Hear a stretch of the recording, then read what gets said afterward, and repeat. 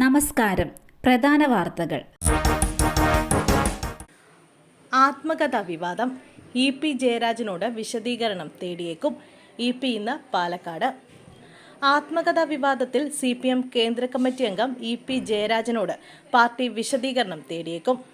നാളെ നടക്കുന്ന CPM സംസ്ഥാന സെക്രട്ടേറിയറ്റ് യോഗത്തിൽ ഇ.പി. പങ്കെടുക്കുമോ എന്നത് നിർണായകമാണ്. LDF കൺവീനർ സ്ഥാനത്തു നിന്നും നീക്കം ചെയ്തതിനു ശേഷം ഇ.പി. യോഗത്തിൽ പങ്കെടുത്തിരുന്നില്ല.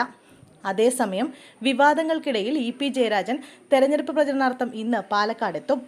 LDF സ്ഥാനാർത്ഥി പി സരിന് വോട്ട് അഭ്യർത്ഥിക്കാനാണ് ഇ.പി. പാലക്കാട്ടെത്തുന്നത്. പി സരിൻ അവസരവാദിയാണ് എന്ന് ഇ.പിയുടെ പേരിൽ പുറത്തുവന്ന ആത്മകഥയിൽ പരാമർശമുണ്ടായിരുന്നു. തെരഞ്ഞെടുപ്പിനെ വിവാദങ്ങൾ ദോഷകരമായി പ്രതിഫലിക്കും എന്ന വിലയിരുത്തലിലാണ് ഇ.പിയെ CPM പ്രചരണത്തിന് ഇറക്കുന്നത്. ADM നവീൻ ബാബുവിന്റെ മരണം. ഇന്ന് കുടുംബാംഗങ്ങളുടെ മൊഴിയെടുക്കും. ADM നവീൻ ബാബുവിന്റെ മരണത്തിൽ കണ്ണൂരിൽ നിന്നുള്ള പ്രത്യേക അന്വേഷണ സംഘം ഇന്ന് കുടുംബാംഗങ്ങളുടെ മൊഴിയെടുക്കും. പെട്രോൾ പമ്പ് ഉടമ പ്രശാന്തിന്റെ മൊഴി ഇന്നലെ രേഖപ്പെടുത്തിയിരുന്നു. പ്രത്യേക സംഘത്തെ നിയോഗിച്ചിട്ടും അന്വേഷണം കാര്യക്ഷമമല്ലെന്ന ആക്ഷേപം നവീൻ ബാബുവിന്റെ കുടുംബം കോടതിയിൽ ഉന്നയിച്ചിരുന്നു. PP ദിവ്യ ഉന്നയിച്ച കൈക്കൂലി ആരോപണത്തിന് പിന്നിലെ ഗൂഢാലോചന ഉൾപ്പെടെ സമഗ്രമായി അന്വേഷിക്കണമെന്നാണ് സഹോദരനടക്കമുള്ളവരുടെ ആവശ്യം.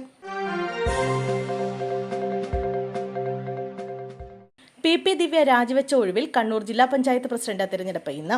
PP ദിവ്യ രാജിവെച്ച ഒഴിവിൽ കണ്ണൂർ ജില്ലാ പഞ്ചായത്ത് പ്രസിഡന്റ് തെരഞ്ഞെടുപ്പ് ഇന്ന്. വോട്ടെടുപ്പിൽ PP ദിവ്യ പങ്കെടുക്കില്ല. നിയമോപദേശത്തിന്റെ ഭാഗമായാണ് ഇത്തരമൊരു തീരുമാനമെന്നാണ് സൂചന. അഡ്വക്കേറ്റ് KK രത്നകുമാരിയാണ് LDF സ്ഥാനാർത്ഥിയായി മത്സരിക്കുന്നത്. ജൂബിലി ചാക്കോയാണ് കോൺഗ്രസ് സ്ഥാനാർത്ഥി. നവീൻ ബാബുവിന്റെ മരണത്തിൽ ആത്മഹത്യാ പ്രേരണക്കുറ്റം ചുമത്തി കേസെടുത്തതിന് പിന്നാലെയാണ് ദിവ്യ ജില്ലാ പഞ്ചായത്ത് പ്രസിഡന്റ് സ്ഥാനം രാജിവെച്ചത്. ഈ ഒഴിവിലേക്കാണ് ഇന്ന് രാവിലെ 11 മണിക്ക് തെരഞ്ഞെടുപ്പ് നടക്കുന്നത്. ജില്ലാ കളക്ടറുടെ മേൽനോട്ടത്തിലായിരിക്കും വോട്ടെടുപ്പ്. കുടുങ്ങിയ വല ശരിയാക്കാൻ കടലിൽ ചാടി കാണാതായ യുവാവിന്റെ മൃതദേഹം കണ്ടെത്തി. മത്സ്യബന്ധനത്തിനിടെ കടലിൽ കുടുങ്ങിയ വല ശരിയാക്കാനായി ബോട്ടിൽ നിന്ന് ചാടി കാണാതായ മത്സ്യത്തൊഴിലാളിയുടെ മൃതദേഹം കണ്ടെത്തി. കോഴിക്കോട് വെള്ളയിൽ ഹാർബറിൽ നിന്ന് പുറപ്പെട്ട യാ കാജ സലാം എന്ന ബോട്ടിലെ തൊഴിലാളി ഒഡീഷ സ്വദേശി അല്ലാജാലിന്റെ മൃതദേഹമാണ് കണ്ടെത്തിയത്. 35 വയസ്സായിരുന്നു. കഴിഞ്ഞ തിങ്കളാഴ്ചയായിരുന്നു സംഭവം. ഇന്ന് രാവിലെയോടെയാണ് പുതിയങ്ങാടി കടപ്പുറത്ത് മൃതദേഹം കണ്ടെത്തിയത്. മത്സ്യബന്ധനത്തിനായി പോയ തൊഴിലാളികളാണ് മൃതദേഹം കണ്ടത്. മൃതദേഹം കരയിലേക്ക് എത്തിക്കാനുള്ള ശ്രമങ്ങൾ തുടരുന്നു. ആലപ്പുഴയിൽ വീണ്ടും കുറുവാ സംഘത്തിന്റെ മോഷണം. പിഞ്ചു കുഞ്ഞിന്റെയും അമ്മയുടെയും മാല കവർന്നു. ആലപ്പുഴയിൽ വീണ്ടും കുറുവാ സംഘത്തിന്റെ മോഷണം. ആലപ്പുഴ പുന്നപ്രയിൽ 9 മാസം പ്രായമായ കുഞ്ഞിന്റെയും അമ്മയുടെയും മാല സംഘം കവർന്നു. അടുക്കള വാതിലിന്റെ കൊളുത്തു തകർത്താണ് സംഘം അകത്ത് കടന്നിരിക്കുന്നത്. ശേഷം ഉറങ്ങിക്കിടക്കുകയായിരുന്ന അമ്മയുടെയും കുഞ്ഞിന്റെയും മാല കവരുകയായിരുന്നു. കഴിഞ്ഞ ദിവസം കോമളപുരം മണ്ണഞ്ചേരിയിലും സമാന രീതിയിൽ കവർച്ച നടന്നിരുന്നു.